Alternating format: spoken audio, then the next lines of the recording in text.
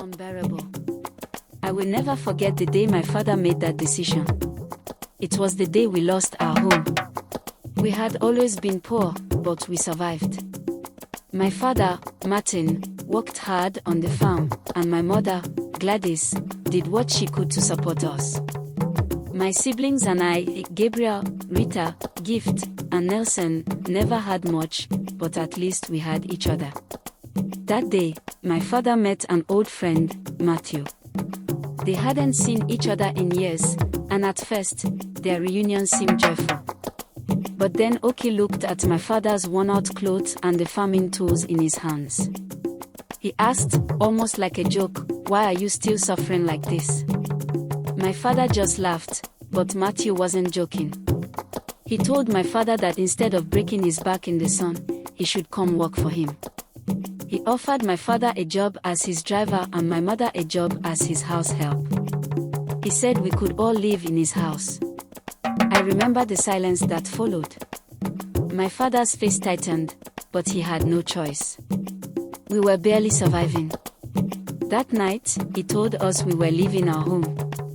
Living in Matthew's house was not what I expected. My parents worked from morning to night. My mother cooked, cleaned, and took care of Matthew's children while my father drove him everywhere. My siblings and I were treated like we didn't belong.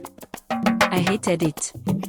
Then, one night, my father called my eldest brother, Gabriel, outside. He told him, "Go to the city. Find work. Make a life for yourself. Don't end up like me." Gabriel left the next morning. He had nothing but a small bag of clothes and hope. For months, we didn't hear from him. We worried. Had something happened? Had he failed? But then, one day, he returned. He was different, stronger, confident.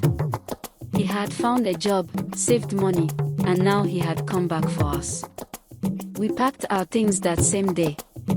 My father and mother thanked Matthew, but I could see in my father's eyes he was ashamed. Ashamed that he had once thought this was the only way. Gabriel took us to the city, and for the first time in my life, I felt free. Looking back, I realized something. Sometimes, survival feels like the only choice, but dignity is just as important. My father lost his dignity for us, but in the end, Gabriel gave it back.